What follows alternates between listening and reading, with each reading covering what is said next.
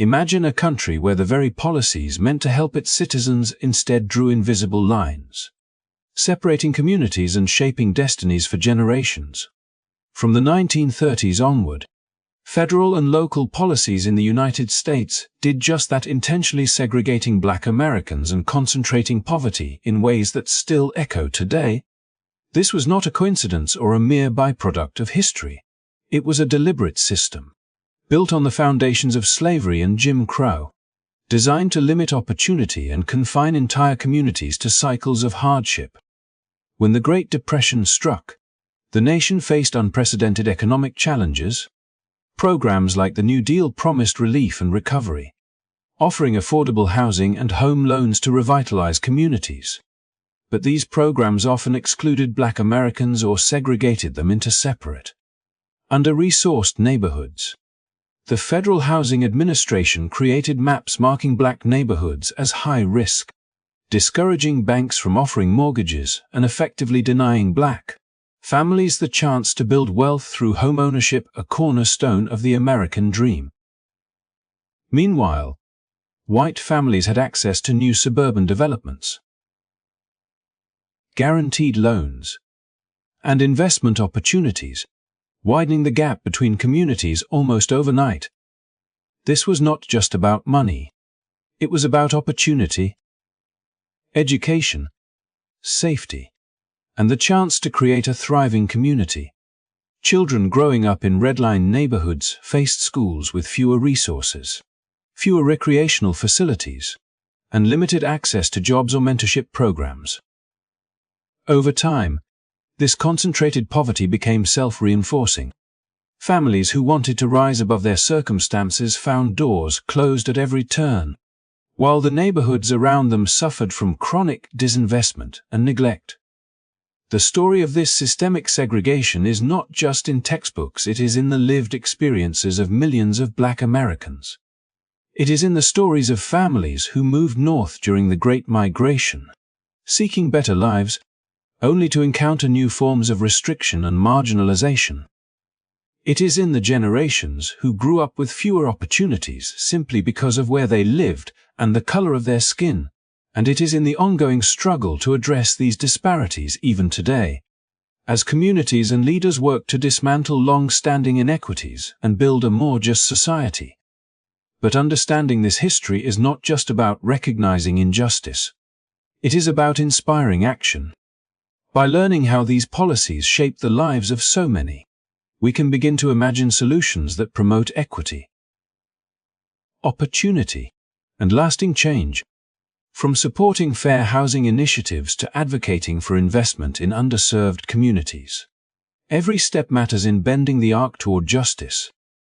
If this story resonates with you, and you want to explore more about the hidden histories shaping our world, make sure to hit that like button, share this video with friends and family, and subscribe to our channel. Together, we can uncover the truths often left untold and take part in a journey toward awareness, understanding, and meaningful change.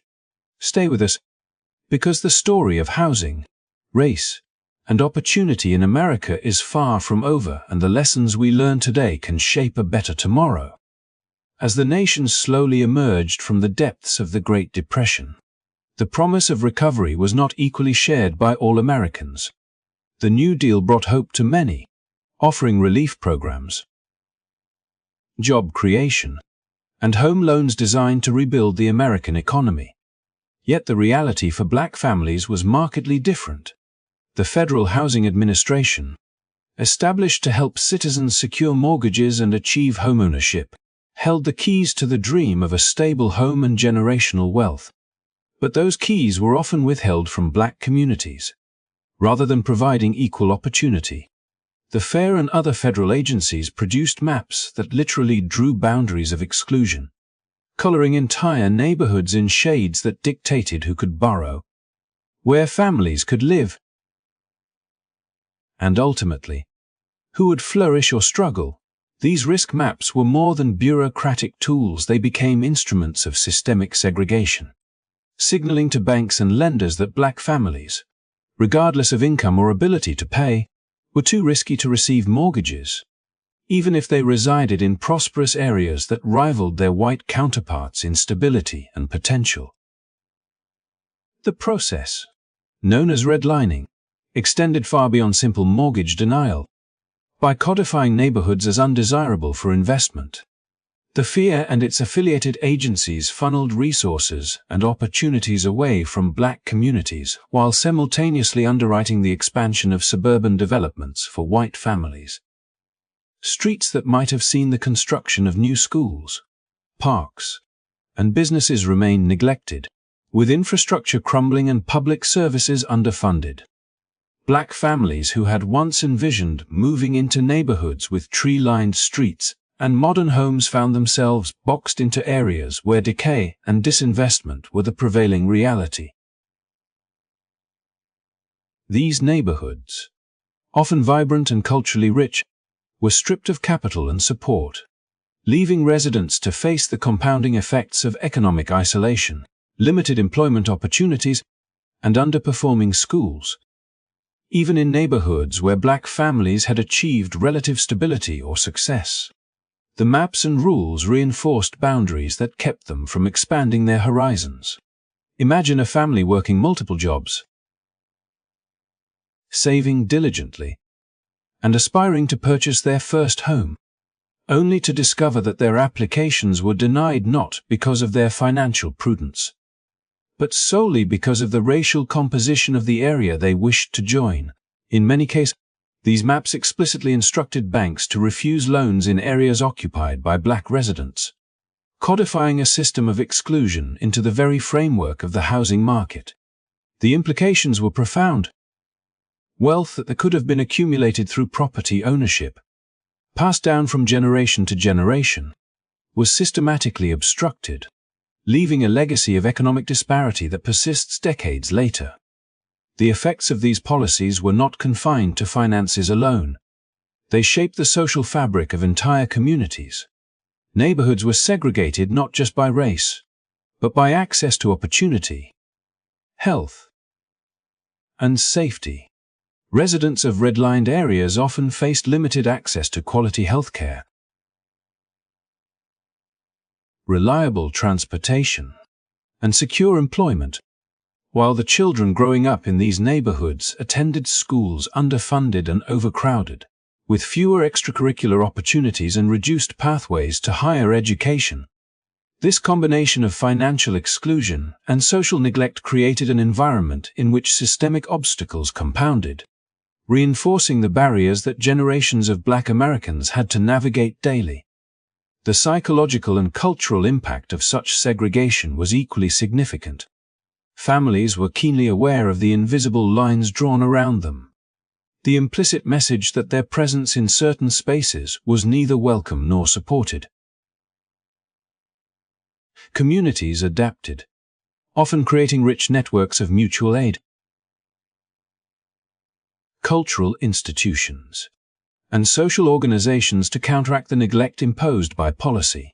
Yet these efforts could only do so much against the weight of institutional barriers that dictated where families could live, how they could invest, and what futures were realistically attainable. The restriction of mobility and opportunity in housing shaped life trajectories in profound ways, influencing career paths, income potential, and social networks.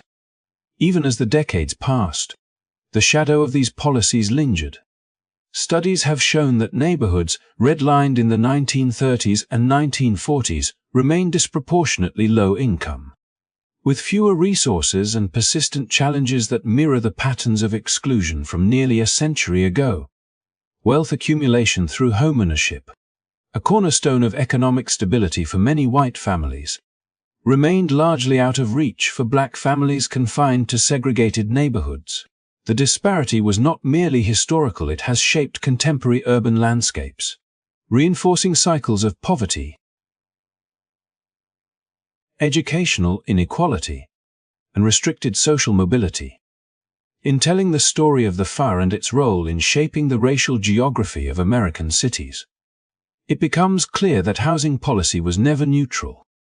These maps and rules were part of a deliberate system that denied black families access to the foundational building blocks of wealth and stability, perpetuating a form of economic and social segregation that continues to influence American life. By tracing the contours of these policies, their enforcement, and the lived realities of the families affected, we gain a deeper understanding of how structural barriers were built into everyday institutions and how their legacy endures in neighborhoods across the country. The story is one of resilience amid systemic obstruction, a testament to the persistence of communities striving for equity in the face of policies that sought to contain them, and a reminder of the ongoing work required to address the long-term impacts of institutionalized housing discrimination. Between 1910 and 1970, a profound transformation swept across the United States, as millions of black Americans embarked on what would become known as the Great Migration, leaving the segregated South in search of opportunity, safety, and a chance to live free from the overt racial oppression of Jim Crow laws. Families packed their belongings, boarded trains and buses, and journeyed hundreds, even thousands of miles north, west, and Midwest, drawn by the promise of industrial jobs in cities whose skylines were growing alongside the nation's economic ambitions. Yet, as they arrived, the hope and optimism that propelled these migrations collided with an entrenched system of housing discrimination, one that had already been meticulously designed through policies like redlining, restrictive covenants, and fee-backed lending practices. The very cities that were supposed to represent freedom and opportunity often mirrored, in more subtle but equally powerful ways, the constraints of the South. Families who had envisioned safer streets, reliable schools, and fair employment quickly discovered that the color of their skin continued to dictate where they could live, how they could access resources, and the trajectory of their children's futures. In cities like Chicago, Detroit, New York, and Philadelphia, the arrival of black migrants fueled tensions not simply because of prejudice, but because systemic structures ensured that housing and neighborhood resources were limited and unevenly distributed. Banks and real estate agents, guided by government-sanctioned maps, labeled entire blocks as undesirable, effectively cutting off access to home loans for families who otherwise could afford to buy, even in neighborhoods where black families demonstrated economic stability and professional achievement. Doors to more prosperous areas remained firmly closed, as local ordinances, unwritten social rules, and physical barriers conspired to maintain segregation. Streets that might have welcomed new families with open arms were patrolled with legal and financial obstacles designed to contain them within predetermined zones, often overcrowded and under-resourced, perpetuating cycles of concentrated poverty. The Great Migration, while driven by economic opportunities created in part by the world wars and industrial expansion, also revealed the resilience and ingenuity of black communities. Despite systemic exclusion, families established churches, social clubs, cultural centers, and businesses that created a sense of belonging and support. Neighborhoods became incubators for art, music, literature, and political thought, producing cultural movements that would resonate far beyond their city limits. Jazz flourished in Harlem, while the burgeoning industrial cities of the Midwest saw the rise of vibrant black labor movements advocating for fair wages, workplace safety, and civil rights. Yet, beneath this vibrancy, the structural inequalities embedded in housing policies and local ordinances continued to shape daily life, determining access to quality education, employment networks, and safe living conditions, reinforcing a stark dichotomy between the promise of opportunity and the reality of systemic constraint. Children growing up during this period inherited both the hope of migration and the burden of systemic discrimination. Schools in predominantly black neighborhoods were underfunded and overcrowded, and recreational facilities were often inadequate, reflecting a broader societal neglect that was deeply intertwined with residential segregation. Social mobility became not just a question of talent or effort, but one constrained by geography, as the neighborhoods into which families moved shaped the resources and networks available to each generation. Opportunities that might have been attainable in more affluent or integrated neighborhoods were rendered inaccessible, while the economic and social infrastructure of segregated districts reinforced disadvantage. Despite these obstacles, the narratives of those who migrated north and west reveal a profound determination to reclaim agency and build communities from the ground up. Black families established businesses, fought for better schools, and participated in local politics to improve the conditions of their neighborhoods, often in the face of hostility from local governments and white neighbors determined to maintain segregation. The tension between aspiration and restriction, between mobility and containment, defined the experience of the Great Migration and left a lasting imprint on the social and economic landscape of American cities. Neighborhoods shaped by discriminatory policies became sites of both struggle and resilience, highlighting how systemic exclusion can generate both hardship and an enduring sense of community identity.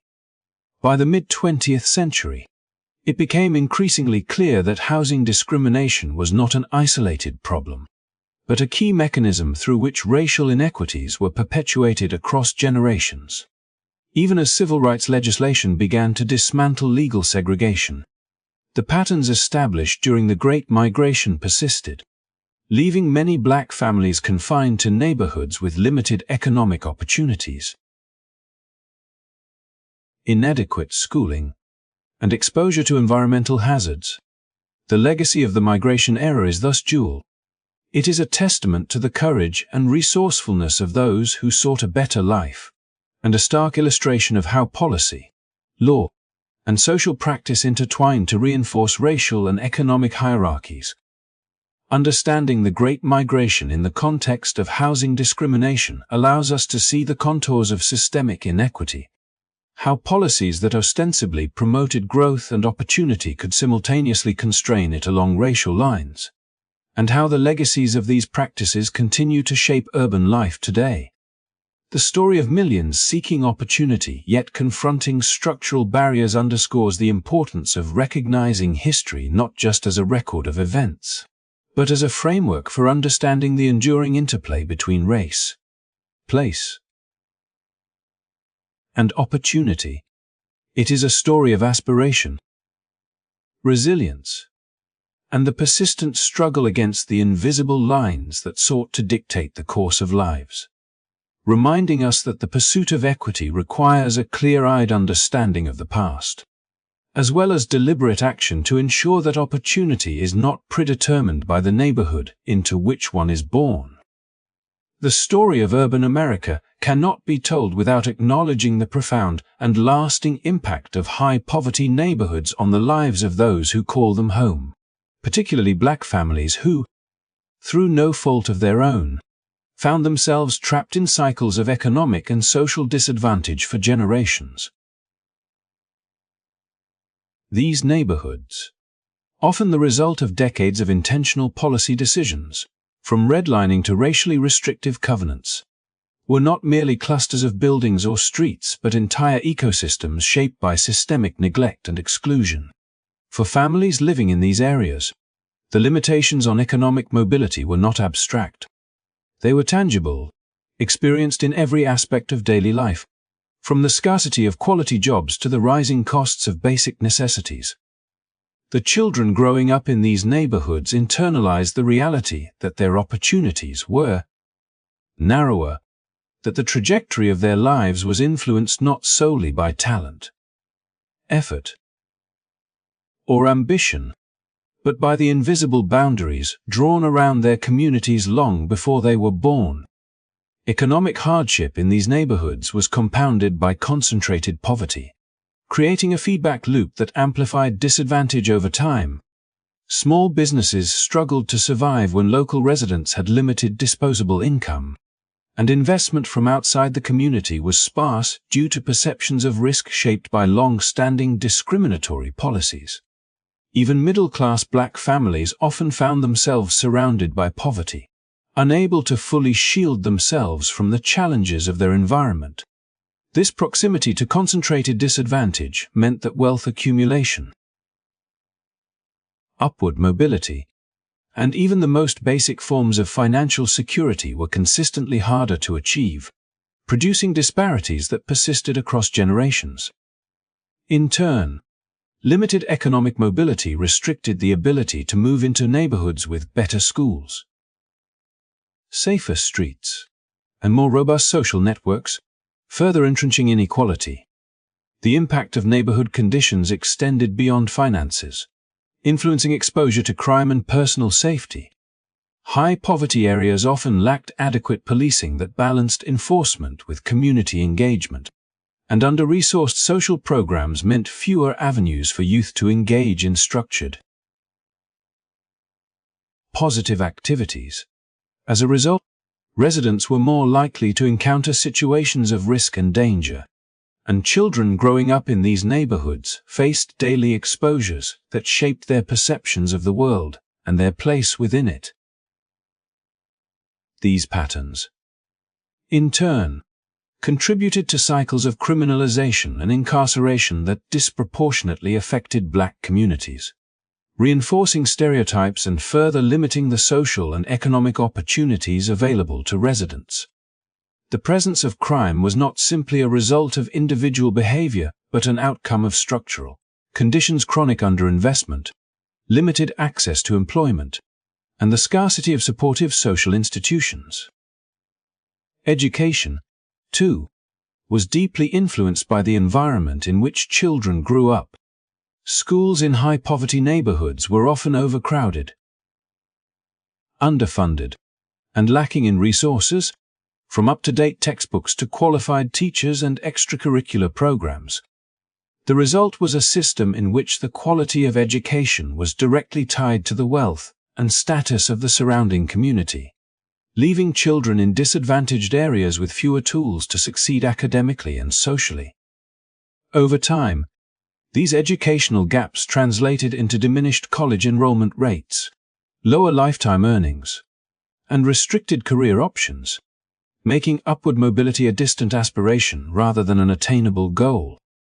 The interplay between neighborhood conditions and educational outcomes created a structural barrier that was difficult to surmount, perpetuating inequality and making it increasingly challenging for successive generations to break free from the limitations imposed by their environment. Social resources, often taken for granted in more affluent neighborhoods, were also scarce in high-poverty areas. Libraries, community centers, parks, and recreational facilities, which serve as critical hubs for learning, cultural development, and community engagement, were frequently underfunded, neglected, or absent altogether. Healthcare access was similarly limited, with clinics and hospitals often located far from residents or under-resourced, resulting in poorer health outcomes. Public transportation systems were less reliable or more expensive, restricting mobility and access to jobs and services. These deficiencies created a social landscape in which daily survival and navigating systemic barriers took precedence over long-term planning and personal development, further constraining opportunities for advancement.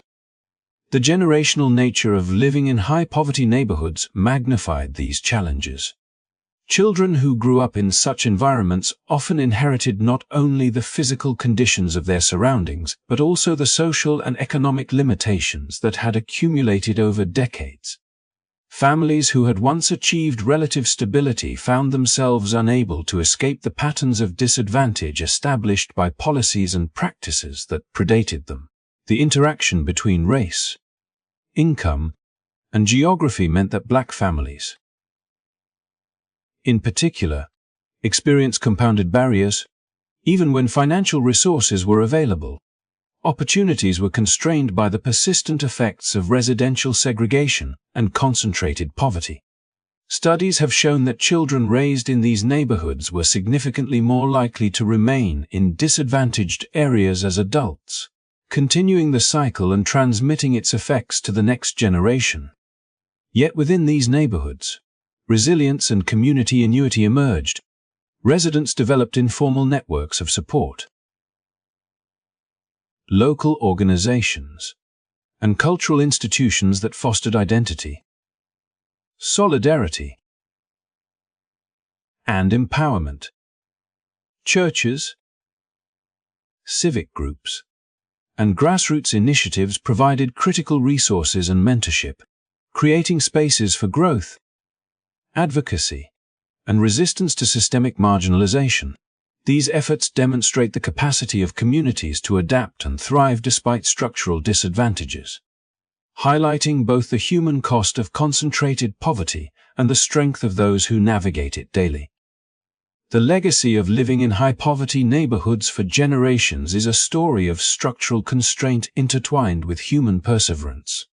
It illustrates how policy, geography, and history intersect to shape opportunity, how systemic factors influence life trajectories, and how communities persist despite the odds stacked against them. Understanding this story is essential to recognizing the deep roots of economic and social inequality in America and underscores the necessity of policies and interventions that address these entrenched disparities, ensuring that opportunity and access are not determined by the neighborhood into which one is born, but by a fair and equitable system that allows all families to thrive. In the ongoing journey toward equity and justice, the Biden administration's initiatives and federal programs represent a deliberate effort to address the enduring consequences of decades, even centuries, of systemic exclusion and structural racism that have shaped the lives of Black Americans, particularly in housing, economic opportunity, education, and healthcare. These policies are not simply abstract measures or bureaucratic directives. They are part of a broader strategy to correct historical wrongs, to counteract the legacy of redlining, segregation, and concentrated poverty, and to create pathways for communities that have long been denied full access to the American promise. From the earliest moments of the administration, it became clear that this approach would intertwine immediate relief with long-term investment. Recognizing that the challenges facing Black families were cumulative, generational, and deeply embedded in the fabric of urban and suburban America, programs aimed at expanding homeownership sought to break down barriers that had long excluded Black families from building generational wealth, offering resources for affordable mortgages, down payment assistance, and financial literacy education, all designed to ensure that families could move beyond neighborhoods where opportunity had historically been constrained and establish roots in communities that offered better schools, safer streets, and stronger economic prospects. Homeownership, in particular, carries significance beyond mere shelter. It is a gateway to stability, equity, and intergenerational wealth, factors that were systematically denied through policies like FAVACT-backed redlining and racially restrictive covenants, which funneled Black families into high-poverty neighborhoods and prevented them from participating in the prosperity of the post-war American middle class. By expanding access to mortgages and housing resources, the administration is actively attempting to reverse patterns that concentrated poverty and perpetuated cycles of disadvantage. This initiative connects directly to the historical narrative of the Great Migration, when millions of Black Americans moved to northern, Midwestern, and Western cities in search of opportunity, only to encounter structural barriers that confined them to segregated neighborhoods. By offering tangible pathways to property ownership, these programs seek to empower families to take control of their economic futures, allowing homeownership to become not just a dream but a tool for social mobility and community revitalization. Equally significant are efforts to promote entrepreneurship and business ownership, recognizing that economic independence and job creation are foundational to community empowerment. Federal programs provide grants, low-interest loans, mentorship, and technical support for Black entrepreneurs, facilitating the growth of small businesses that serve as engines of opportunity within neighborhoods historically cut off from capital and investment. Entrepreneurship is not simply about financial gain. It is about cultivating networks of support, fostering innovation, and creating spaces where local residents can engage in economic activity that benefits their families and their communities. By enabling Black business owners to establish enterprises in underserved areas, these initiatives help to reverse decades of divestment, promote economic resilience, and generate employment opportunities that ripple across generations, counteracting the geographic and racial disparities that have long defined urban poverty. Education is another cornerstone of these efforts, as access to high-quality learning opportunities has been historically constrained by segregated neighborhoods, underfunded schools, and unequal distribution of resources. Federal initiatives focus on expanding funding for historically Black colleges and universities, enhancing vocational training programs, and supporting K-12 educational improvements in under-resourced districts. By targeting areas where opportunity has been systematically limited, these programs aim to equip the next generation with the skills, knowledge, and networks necessary to achieve upward mobility and compete on equal footing in a rapidly evolving economy. The administration's investments in education acknowledge that learning is not isolated within the walls of a classroom, but is shaped by the broader social environment, including neighborhood resources, extracurricular programs, and access to technology, and thus seek to create a more equitable landscape that addresses both the immediate and structural barriers to academic success. Healthcare access, another critical pillar, addresses the disproportionate vulnerabilities that Black communities face due to historic inequities, including limited access to preventive care, higher rates of chronic illness, and greater exposure to environmental and economic stressors. Federal programs under the administration aim to expand affordable health coverage, increase the availability of community health centers, and support initiatives that reduce disparities in care quality and outcomes. These measures recognize that health is deeply intertwined with economic stability, educational attainment, and overall community resilience, and that addressing disparities in healthcare is essential for breaking cycles of disadvantage that have persisted across generations. By focusing on comprehensive interventions, the administration is not merely providing temporary relief but attempting to create sustainable improvements that enhance quality of life, economic productivity, and social cohesion. The interconnected nature of these programs, homeownership, entrepreneurship, education, and healthcare, reflects a holistic understanding of the structural barriers that have historically constrained Black Americans. Each initiative is designed to reinforce the others, recognizing that prosperity in one domain can support advancement in another, and that systemic change requires addressing multiple facets of inequality simultaneously. The administration's approach is informed by decades of research and evidence showing how concentrated poverty, residential segregation, and generational disadvantage interact to limit opportunity, and it leverages federal resources to intervene in ways that can produce measurable, long-term improvements in the lives of families and communities. At the heart of these efforts is a recognition of resilience and potential. Black Americans have long demonstrated ingenuity, perseverance, and creativity despite systemic exclusion, and federal programs seek to amplify these strengths rather than merely provide assistance. by increasing access to homeownership, fostering entrepreneurship, enhancing educational outcomes, and improving healthcare. These initiatives aim to transform neighborhoods, expand social mobility, and create opportunities for generational wealth accumulation. The administration's work acknowledges the historical injustices that shaped these realities while offering a roadmap for a future in which the color of one's skin no longer dictates access to resources or the trajectory of one's life.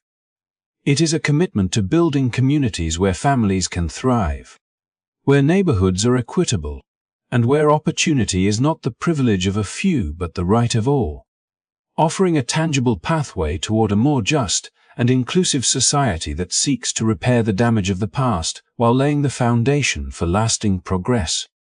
As we reflect on the long and complex history of structural racism in the United States, it becomes clear that the patterns of inequality we observe today are not accidents of circumstance, but the result of deliberate policies, systemic neglect, and generations of exclusion that have shaped the opportunities available to Black Americans.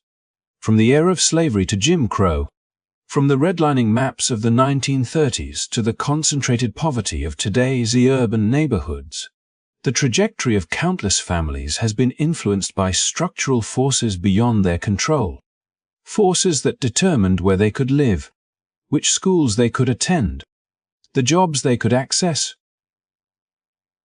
and ultimately, the wealth they could accumulate. Understanding this history is essential not to dwell on the injustices themselves, but to illuminate the mechanisms that sustain inequality and to inform the interventions needed to break these cycles once and for all. Structural racism persists, manifesting in the continued segregation of neighborhoods, disparities in school quality, unequal access to healthcare, and limited economic mobility for communities of color. Yet history also shows us that progress is possible when there is vision, courage, and sustained effort. The federal initiatives we have explored expanding Black homeownership, supporting entrepreneurship, investing in education, and improving healthcare access represent meaningful steps toward repairing past injustices and providing tangible pathways for generational advancement. These programs, while vital, cannot function in isolation. They must be coupled with durable urban policies and community-led investment that ensure resources are not only delivered but sustained over time. A one-time infusion of capital or a short-term program is insufficient to alter decades of structural disadvantage. What is required is a long-term commitment to transforming neighborhoods, strengthening local institutions, and fostering environments where families can thrive. Durable urban policies mean designing cities and suburbs that prioritize inclusivity, equity,